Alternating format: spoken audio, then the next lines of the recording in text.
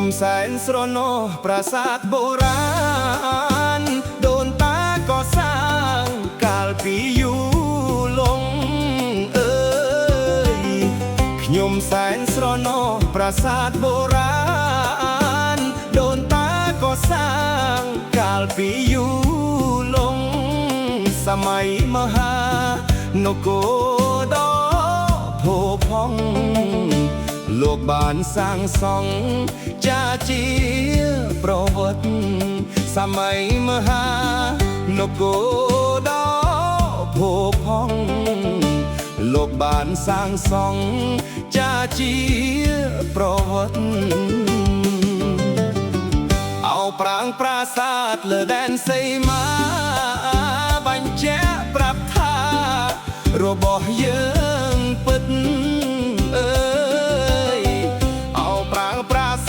លើដែនសីមាបញ្ជាក់ប្រាប់ថារបស់យើងពិត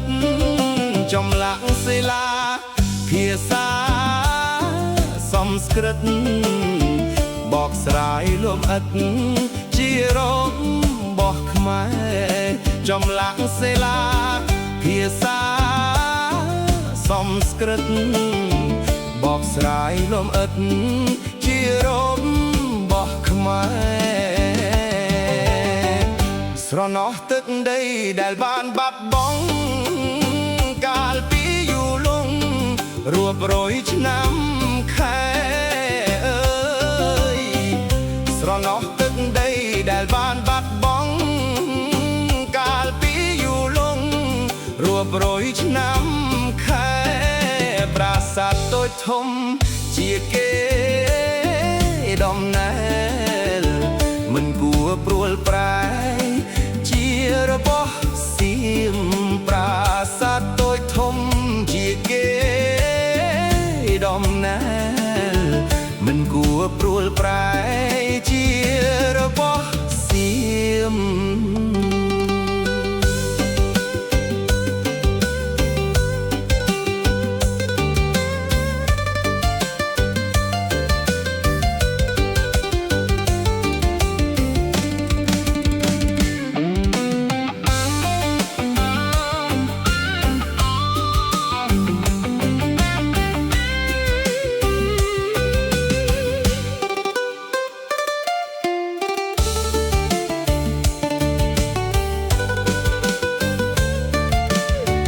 បានប៉ុណ្ណឹងហើយចិត្តគេមិនស្ងប់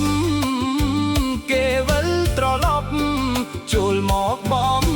ពេញអើយបានប៉ុណ្ណឹងហើយចិត្តគេមិនស្ងប់គេវិលត្រឡប់ចូលមកបំពេ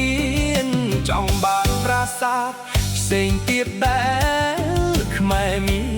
នគេចូលឆ្លេនពៀនទាមទារកម្មសិទ្ធិចង់បានប្រាសាទស្រីទៀតដែលខ្មែរមានគេចូលឆ្លៀនពៀនទាមទារកម្មសិទ្ធិអាសូរខ្លួនណាស់អោជនជាតិសៀមត្រូវបានបងរៀនវង្វេងប្រវត្តិសាស្ត្រអើយអាសូរខ្លួនណាស់អោជនជាតិសៀមត្រូវបានបងរៀនវង្វេងប្រវត្តិសាស្ត្រធ្វើឲ្យកូនចៅមានចិត្តតរយួនបងក៏ចំលោះចង់បានទឹកដីធ្វើឲ្យកូនចៅមានចិត្តតរយួន